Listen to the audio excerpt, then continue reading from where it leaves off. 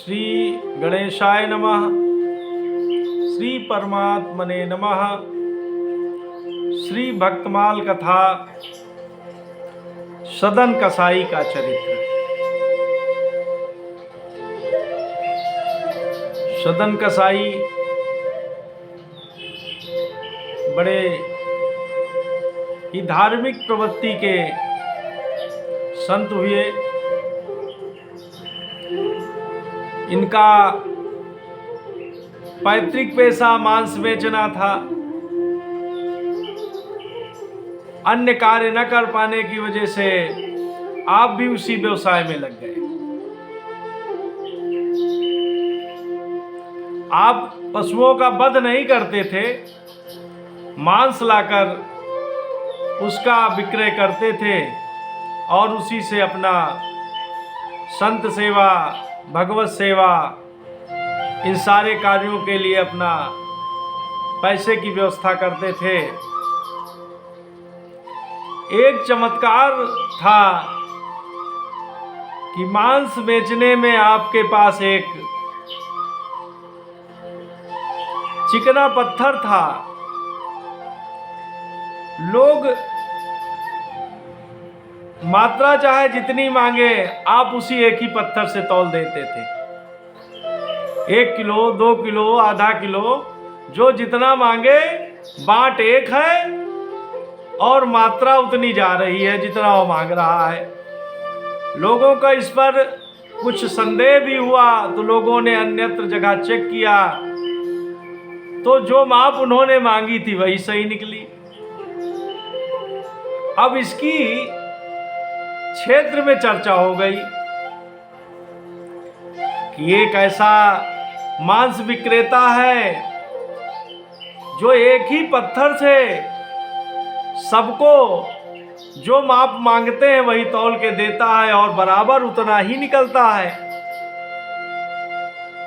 अब लोग जाते, कुछ ग्राहक तो लेते ही, कुछ देखने वाले भी लोग वहां जाते इसको। तो एक दिन ब्राह्मण भगवान उन्होंने सोचा कि चलो ये चिकना पत्थर क्या है, चलो इसको जाकर देखा जाए। तो ब्राह्मण भगवान सदन कसाई की दुकान पर पहुंच गए और उन्होंने देखा कि वो चिकना पत्थर और कुछ नहीं, हमारे शालिग्राम भगवान है।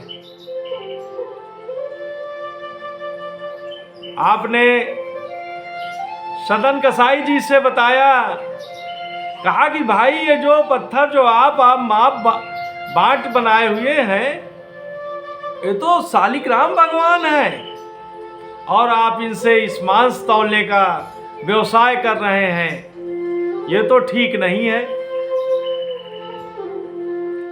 सदन कसाई जी संत हैं, ब्राह्मण भक्त हैं। उन्होंने ब्राह्मण के शालिग्राम मांगने पर शालिग्राम उठाकर ब्राह्मण को दे दिया और आप भगवान संकीर्तन में लीन हो गए। अब ब्राह्मण भगवान उस शालिग्राम को लेकर अपने घर आए, गंगा जल से स्नान कराया, तरह तरह से उसकी पूजा अर्चना किया। मगर रात के समय ब्राह्मण भगवान को स्वप्न हुआ कि आप हमको यहाँ कहाँ ले आए, हम तो वहां बड़े मजे से थे।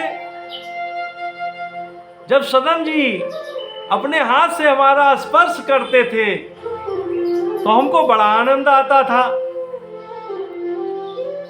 आप हमको पुनः वहीं पहुंचा दें। अब क्या हुआ, ब्राह्मण सुबह उठे और स्नान किया, शालिग्राम को लिया और आप जाकर सदन कसाई जी के यहाँ पहुंच गए और उन्होंने सारी घटना बताई और शालिग्राम वापस कर दिया। अब सदन कसाई जी का मन निर्मल हो चुका था। उनको पता लग चुका था कि ये शालिग्राम भगवान हैं, अब इनसे ये मांस का व्यवसाय करना अच्छा नहीं। आपने मांस का व्यवसाय बंद कर दिया और भगवत भजन करने लगे। भगवान भजन करते करते एक दिन आप पुरुषोत्तमपुरी की यात्रा पर निकल पड़े। जगन्नाथ जी के भगवान के दर्शन की इच्छा आपके अंदर जागृत हो पड़ी। अब आप पैदल ही भजन करते हुए, आनंद करते हुए जा रहे हैं। गांव में रास्ते में एक गांव पड़ा। गांव में आप आश्रय लेके एक परिवार में रुक गए। उस परिवार में केवल एक पुरुष और उसकी एक महिला ही थी। आपने भोजन प्रसादी किया और रात विश्राम के लिए चले गए तो उस स्त्री का मन कामाक्षाक्त हो गया आपकी तरफ देखकर, और आपके पास वो रात के समय आई और उसने आपसे कहा कि आप कोई चिंता न करें, हमारे पतिदेव सो रहे हैं, हमारा मन आपके ऊपर आ गया है। तो आपने उसके चरण पकड़ लिए। अरे माता, आप हमारी परीक्षा न लें। तब उस स्त्री को क्रोध आ गया। उसने सोचा कि ये व्यक्ति हमारे पति से डर रहा है, इसलिए ये डर रहा है, तो क्यों ना ही हम पति को ही रास्ते से हटा दें। और वो स्त्री गई और उसने तलवार निकाली और अपने पति का सर जो है धड़ से अलग कर दिया।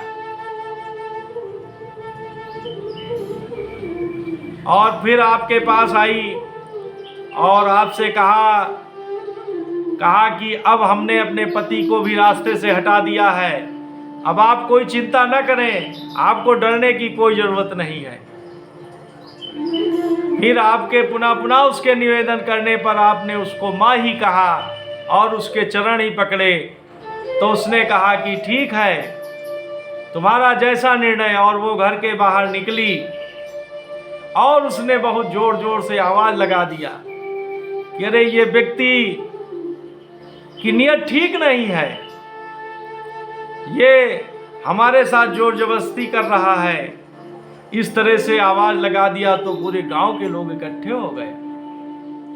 सदन कसाई जी को भरा बुरा कहने लगे, कुछ लोगों ने मारा पीटा भी।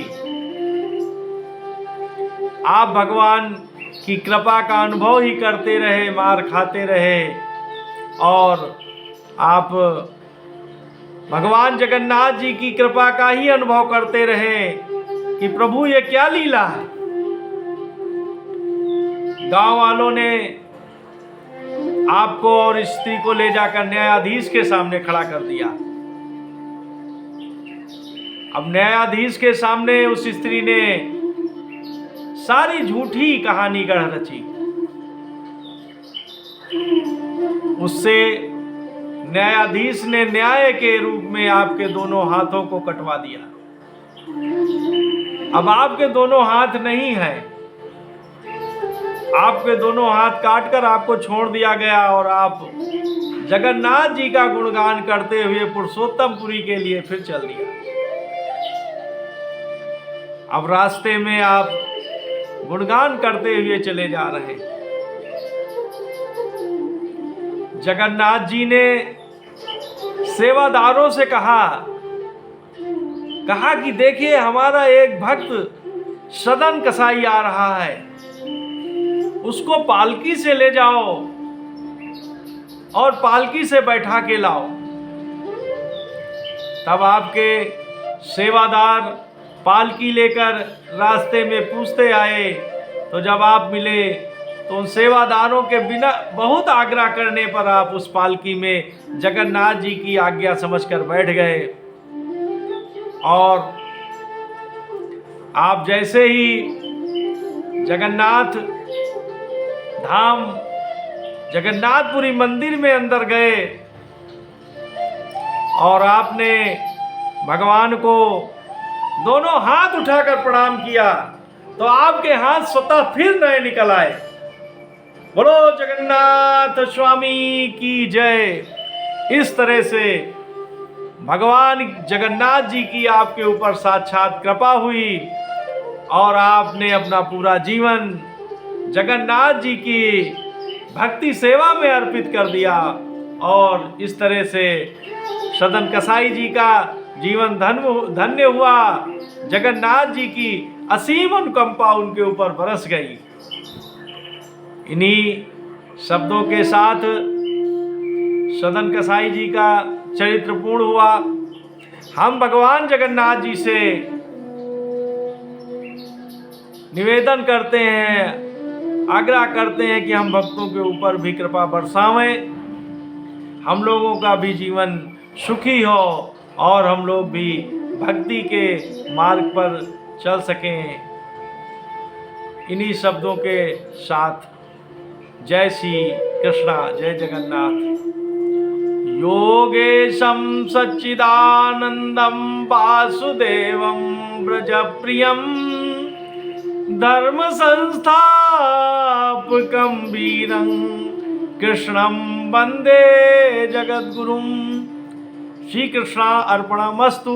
नमो पार्वती पते। हर हर महादेव, हर हर महादेव।